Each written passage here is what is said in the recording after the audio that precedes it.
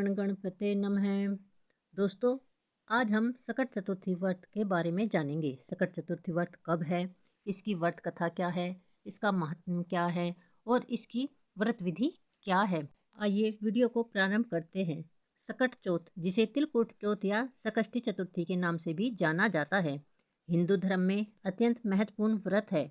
इस दिन महिलाएं विशेष रूप से अपने बच्चों की लंबी आयु, सुख समृद्धि और अच्छे स्वास्थ्य के लिए व्रत रखती हैं। यह व्रत माघ महीने की कृष्ण पक्ष की चतुर्थी तिथि को किया जाता है। सकट चौथ के दिन भगवान गणेश और चंद्रमा की पूजा की जाती है। इसके साथ ही गणेश जी की व्रत कथा सुनने और पढ़ने का भी विशेष महत्व है। इस बार 17 जनवरी को यह व्रत पड़ रहा है।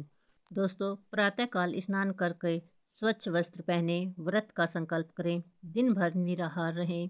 सायकाल भगवान गणेश की मूर्ति या चित्र स्थापित करें। उस पर तिल, गुड़ और तिल के लड्डू का भोग लगाएं। व्रत कथा सुनें और चंद्रमा को अर्घ्य दें। इस व्रत को श्रद्धा और भक्ति से करने से संतान की लंबी आयु और परिवार में सुख समृद्धि होती है। आइए जानते हैं सकट चतुर्थी व्रत की कथा। प्राचीन काल में एक नगर में एक साहूकार रहता था।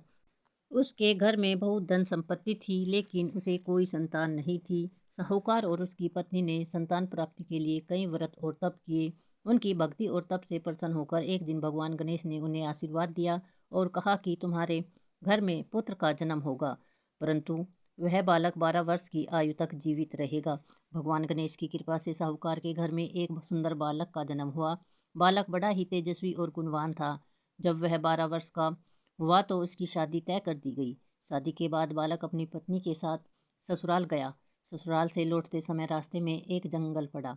वहाँ एक विशाल पेड़ के नीचे कुछ डाकू ठहरे हुए थे।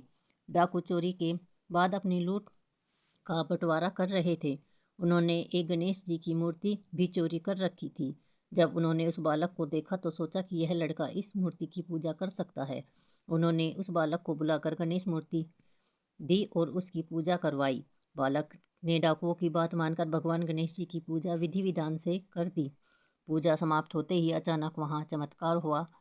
भगवान गणेश प्रकट हुए और डाकुओं को समझाया। डाकू भगवान गणेश की कृपा से सुधर गए। उन्होंने सारा लूट का धन वापस कर दिया। भगवान गणेश ने उस बालक को आशीर्वाद दिया और कहा कि अब तुम्हारी आयु बढ़कर 100 वर्ष हो गई है। इस प्रकार बालक सकुशल घर वापस लौट आया। यह घटना सुनकर पूरे नगर में भगवान गणेश की महिमा का बखान होने लगा। दोस्तों, सकट चतुर्थी व्रत का महत्व।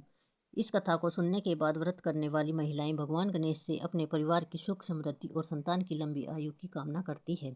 सकट चतुर्थी के दिन तिल से बने व्यंजन, लड्डू और मोदक भगवान गणेश जी को चढ़ाए जाते हैं।